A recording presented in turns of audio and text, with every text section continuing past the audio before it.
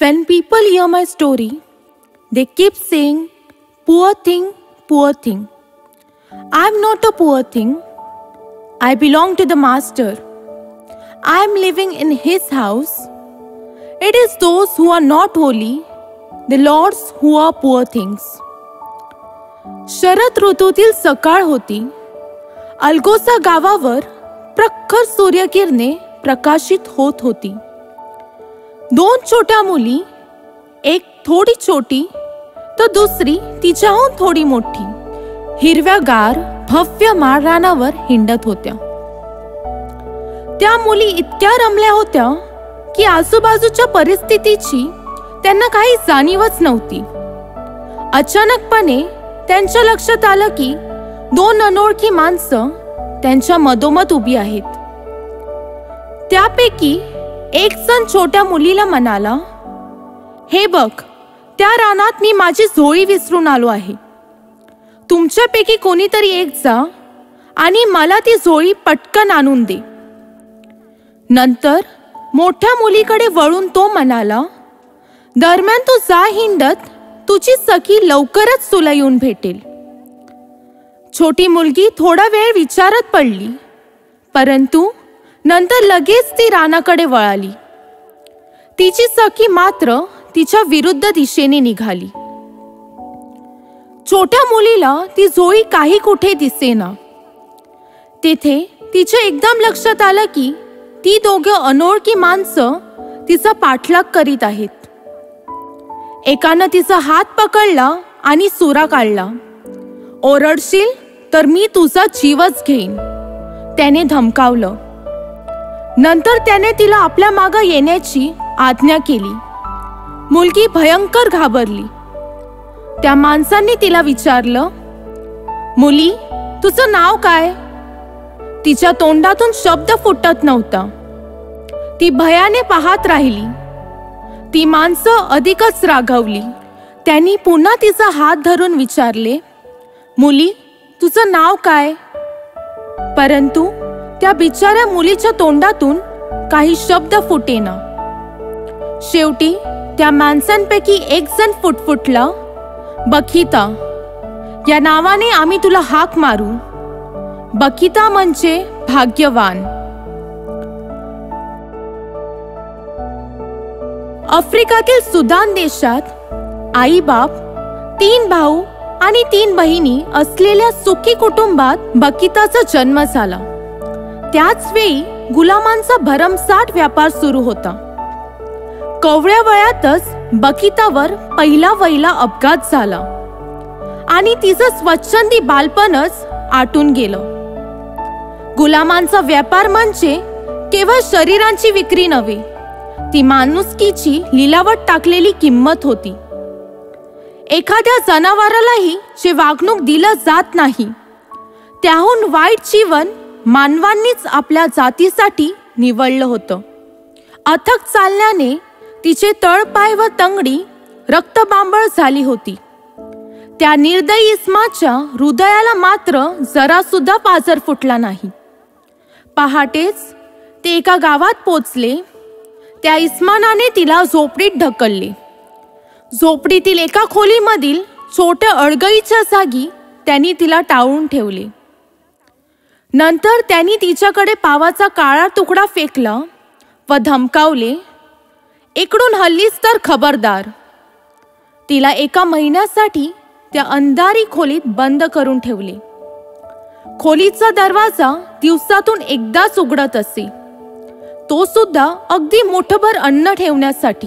त्या काळातील तिच्या वेदनांचं वर्णन करणं अगदी अशक्यच आहे. एकदा सकाळी नेहमीपेक्षा लवकर दरवाजा उघडण्यात आला. गुलामाच्या व्यापाऱ्याबरोबर मालक दाराच्या उंबरठ्यावर उभा होता. नंतर तिला कळाले की त्यानेच तिला विकत घेतले होते. तिला त्यांनी दुसऱ्या गुलामांच्या गटात घातले. काही विलंब न करता ते प्रवासाला सुरुवात करतात. प्रवास करता करता आता 8 दिवस उलटून गेले होते. जसजसे ते नव्या गावात जात तस तशी त्यांच्या संख्येत भर पडत जात. एका ठरवून दिलेल्या पद्धतीत ते चालत होते. पुरुषांच्या मानेला साखळदंड अडकवले होते. असा हा क्लेशप्राय प्रवास करत ते गुलामांच्या बाजारात पोचले. गुलामांच्या विक्रीचा क्रम त्यांच्या प्रकृती व शरीरयष्टीवर निर्धारित होता. एके दिवशी त्यांचा मालक काही कामस्तव बाहेर जात असता दरवाजा बंद करायला विसरला. ही सुवर्ण संधी साधून बकिता व तिची मैत्रीण मोकळ्या जागेत पळाली. प्रवास व तहानभूक सोसून ते अगदी अशक्त झाले होते.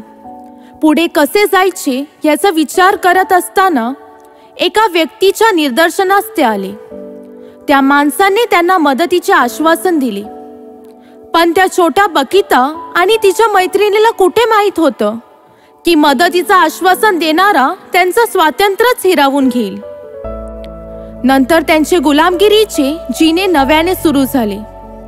अशा प्रकारे मार्ग आक्रमित ते इल ओबेत या शहरात पोचले. विक्रीसाठी आणलेला माणसांचा माल शेवटी तिथे थांबविला. गुलामांची निरनिराळी विभागणी करून त्यांना विक्रीसाठी उभे करण्यात आले. एका गर्भश्रीमंत मालकाने बकिताला विकत घेतले. बकिताची निवड त्याच्या मुलींची दासी म्हणून झाली. मालकाच्या घरात तिच्या हातून घडलेल्या एका छोट्या त्रुटीसाठी मालकाच्या मुलाने तिला अमानुष्यरित्या लाथा व चापकाचे फटके दिले. घडलेला प्रकार लक्षात घेता मालकाने बकिताची विक्री करण्याचा ठाम विचार केला. 3 महिन्यानंतर एका टर्की सरदाराने बकिताची खरेदी केली. तिची नेमणूक सरदाराची आई व पत्नी यांची चाकरी करण्यास्तव झाली. कारण असो व नसो चापकाचे फटके मात्र तिच्या वाटेला असे. सरदाराच्या घरात तिने कंठिलेला काळ खूप भीतीदायक होता. गुलामांच्या अंगावर गोंधवण्याची एक प्रथा चालू होती.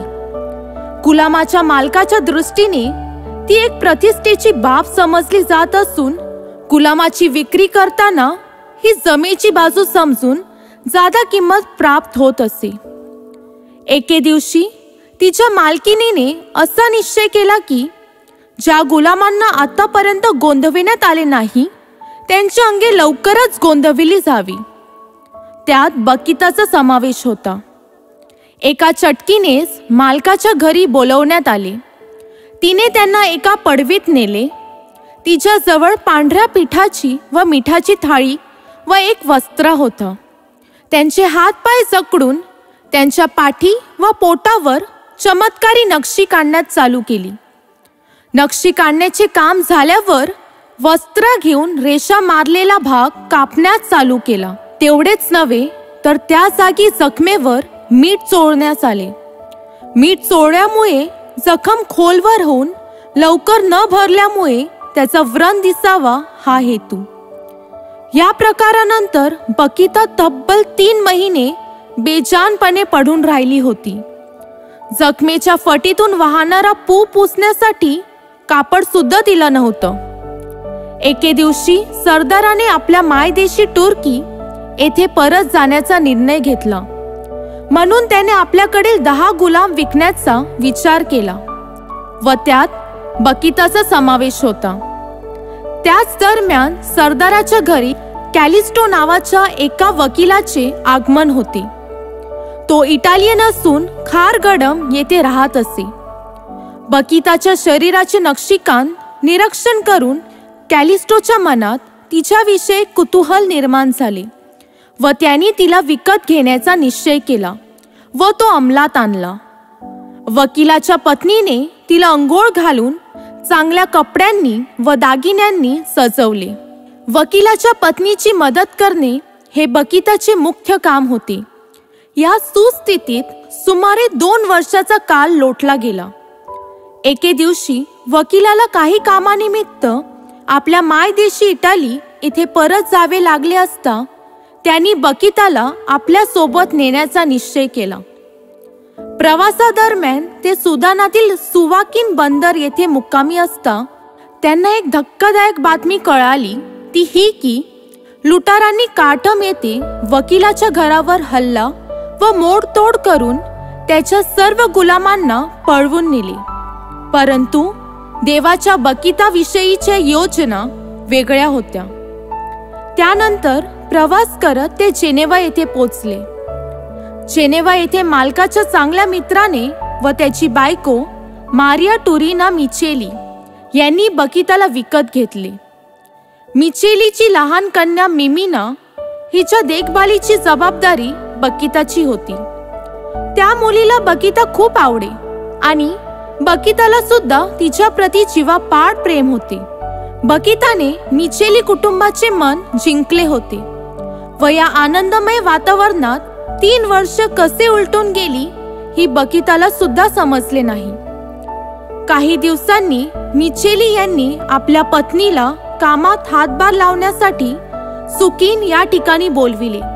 मारिया टुरीना मिचेली यांनी बकिता व आपली मुलगी मिमिना हिला वेनिस येथे कनोशियन सिस्टर यांच्या सहमतीने कॅटेक्युमन्स येथील कॉन्व्हेंटमध्ये ठेवण्याचा निर्णय घेतला. कॉन्व्हेंटमध्ये असताना बकिता इल्लुमिनाटो चिचेनी या माणसाच्या संपर्कात आली. इल्लुमिनाटो चिचेनी हा एक प्रामाणिक ख्रिस्ती माणूस होता. त्याने व कनोशियन सिस्टर यांनी बकिताला ख्रिस्ती श्रद्धेचे बालकडू पाजले. क्रूसावर टांगलेला येशू तिचे स्फूर्तिस्थान ठरला. त्या दरम्यान बकिताच्या मनात ख्रिस्ताला अधिक चांगल्या प्रकारे जाणून घेण्याची इच्छा जागृत झाली व कनोशियन कॉन्व्हेंटला आपली नवीन निवासस्थान समजून घेतले. काही दिवसांनी मारिया टुरीना आफ्रिकेहून परतली. मिमिना व बकिताला कॉन्व्हेंटमधून घरी नेण्याचे ठरवले, पण बकिताने जाण्यास नकार दिला व कॉन्व्हेंटमध्येच राहण्याचा अट्टहास धरला.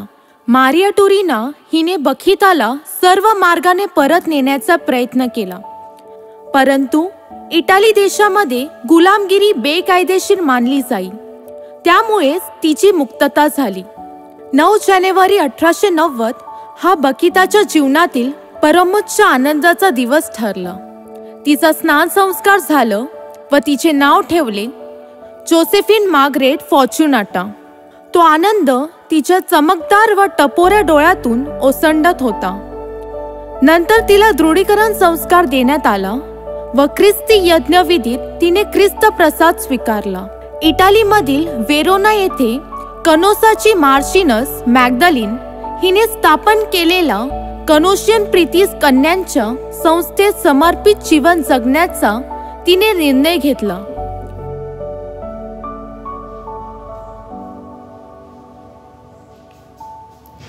आमच्या संस्थेचे नाव आहे कनोशियन डॉटर्स ऑफ चॅरिटी आणि कनोसाच्या संत मॅग्दलेना ह्या आमच्या संस्थापिका आहेत.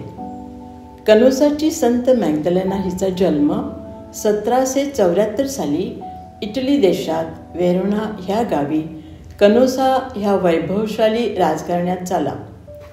मॅग्दलेनाचं कनोसा घराण्यात असल्यामुळे आम्हाला कनोशियन सिस्टर्स असे म्हणतात. त्यावेळी इटलीमधील युद्धामुळे पुष्कळ तरुण मुली रस्त्यावर पडल्या होत्या. त्यांना तिने गोळा करून त्यांची ती काळजी घेऊ लागली व त्यांना धर्मशिक्षण शिकवू लागली आणि इतर शिक्षण देऊ लागली. ह्या चांगल्या कार्यात मदत करण्यासाठी तिला इतर सहकारिणीसुद्धा मिळाल्या. इटलीमधील वेरोना शहरात संजेनो इथे 8 मे 1808 मध्ये अशा प्रकारे पहिले कॉन्व्हेंट उघडून कनोशियन संस्थेची स्थापना झाली. क्रूसावरील येशूप्रमाणे प्रेम करणे व पवित्र मारिया जी क्रूसाच्या पायथ्याशी उभी आहे तिचा आदर्श घेऊन गरिबांची सेवा करून आपले जीवन जगणे हाच आमच्या संस्थेचा अध्यात्म आहे.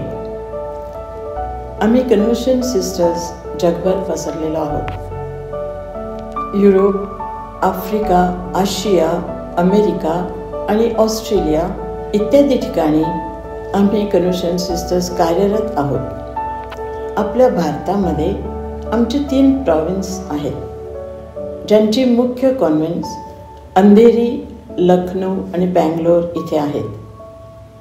आमच्या प्रॉविन्सचे मुख्य कॉन्व्हेंट अंधेरी इथे आहे आणि आमच्या प्रॉविन्सचे नाव संत फ्रान्सिस झेवियर असे आहे. आमच्या प्रॉव्हिन्समध्ये एकंदर 28 कॉन्व्हेंट्स आहेत आणि एकूण 204 सिस्टर्स आहेत, ज्या महाराष्ट्र, गोवा, गुजरात, कर्नाटक आणि मध्य प्रदेश इथे सेवाकार्य करीत आहेत. आमची मुख्य कार्य म्हणजे मुलांना शिक्षण आणि धर्मशिक्षण देणे, आजारांची सेवा करणे आणि सामाजिक कार्य करून समाजाची उन्नती करणे. काळानुसार गरजेप्रमाणे आम्ही आमच्या कार्यात बदल करीत असतो. तलासरी, झरोळी, धरमपूर आणि शिरपूर इथे आमच्या हॉस्पिटलमध्ये आम्ही आजारांची सेवा करीत असतो. तलासरीला आमचे महारोग्यासाठी मोठे हॉस्पिटल आहे. स्त्रियांच्या जागृतीला आणि सर्वांगीण उन्नतीला आम्ही प्राधान्य देतो.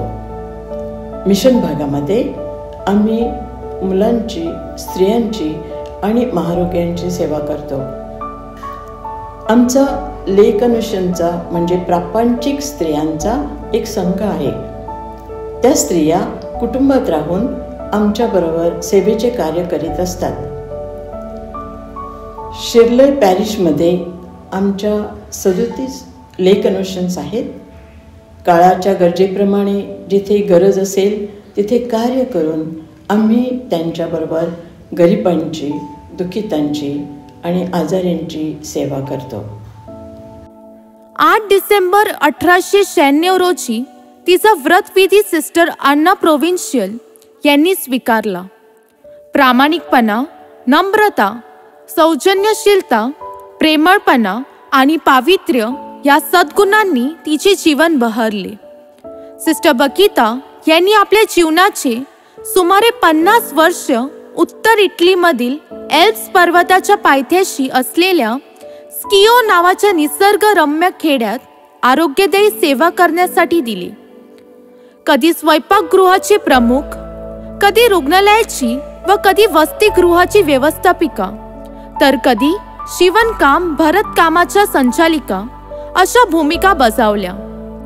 लहान मुलांवरील उक्कट प्रेमामुळे ती बालसेविका म्हणून लोकप्रिय झाली.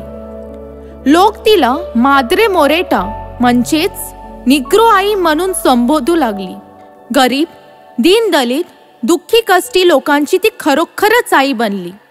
बकिताचे धर्मचरण अगदी साधे व नम्र होते. परमेश्वर आपला पाठीराखा व सर्वस्व आहे अशी तिची आघात श्रद्धा होती. गत जीवनातील गुलामगिरी तिला आठवे, पण त्या अरब व्यापाऱ्यांविषयी तिच्या मनात द्वेष नव्हता. उलट ती त्यांच्यासाठी प्रार्थना करी. स्वतःची स्वतः विसरून दीनलीन स्वभावाने ती देवाला शरण जाई. क्रूसावर असह्य वेदना सहन करणारा ख्रिस्तच तिचं सर्वस्व होता. देवाने आपल्याला निवडले आहे या विचाराने ती धन्य होई. 1939 साली दुसऱ्या महायुद्धा दरम्यान स्किओचे रहिवासी बकिताला आपल्या शहराचे रक्षक समजू लागले. जेव्हा बॉम्ब पडत तेव्हा ते म्हणत, आमच्या बरोबर सिस्टर मोरेटा आहे, ती संत आहे, या आपत्तीतून तीच आमचे रक्षण करेल.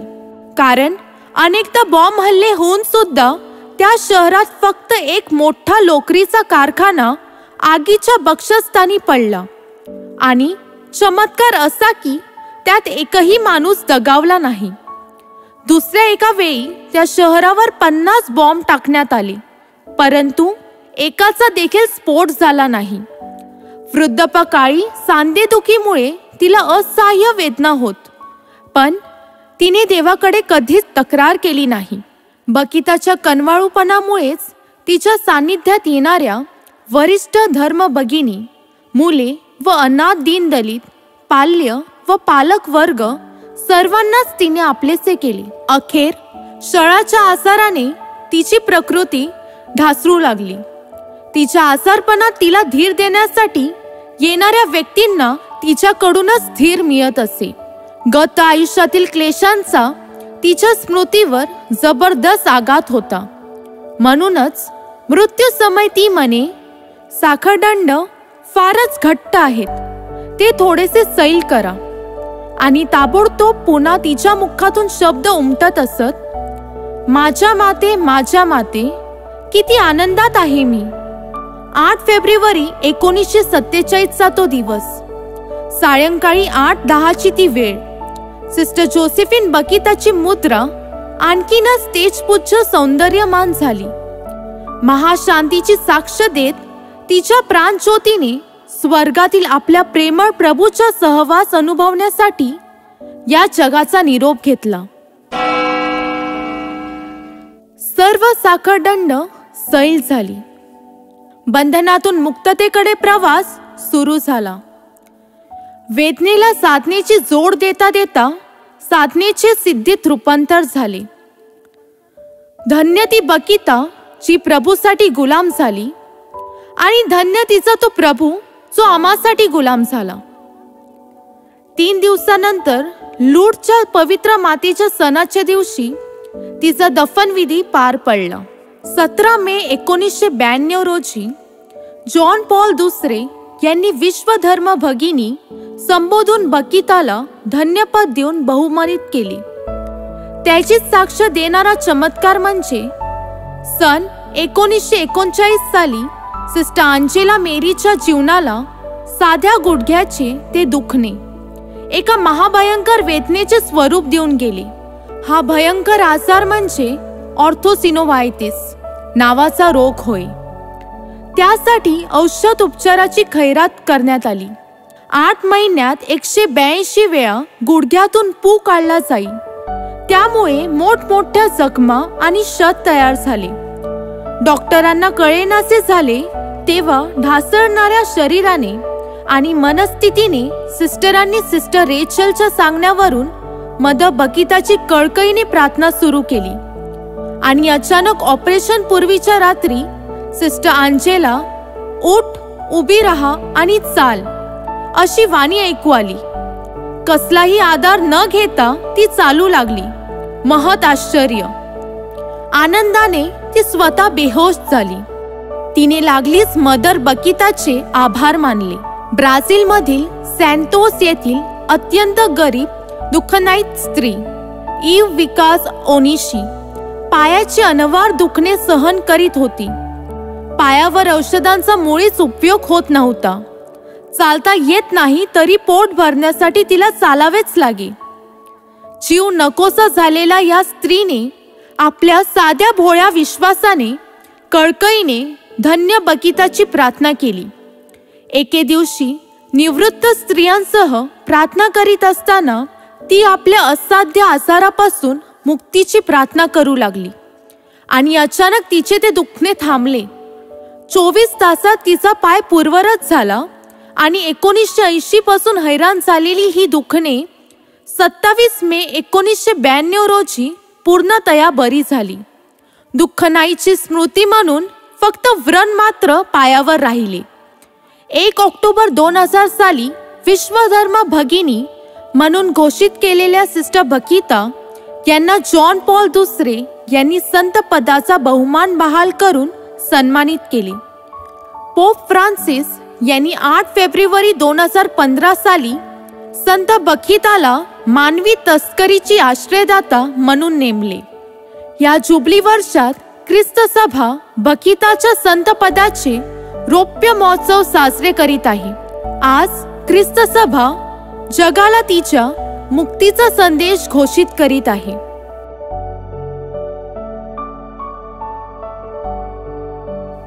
हे प्रेमळ पित्या, मानवाच्या दास्यातून मुक्तीचा आनंद अनुभवणाऱ्या बकिताला तू संत पदाचा बहुमान दिलास. आम्ही स्वतःच्या व इतरांच्या मुक्तीसाठी झटावे व ख्रिस्ती आदर्श जीवन जगावे अशी प्रार्थना तुझी नम्र सेविका संत बकिता हिच्या मध्यस्थीने करतो. आमेन.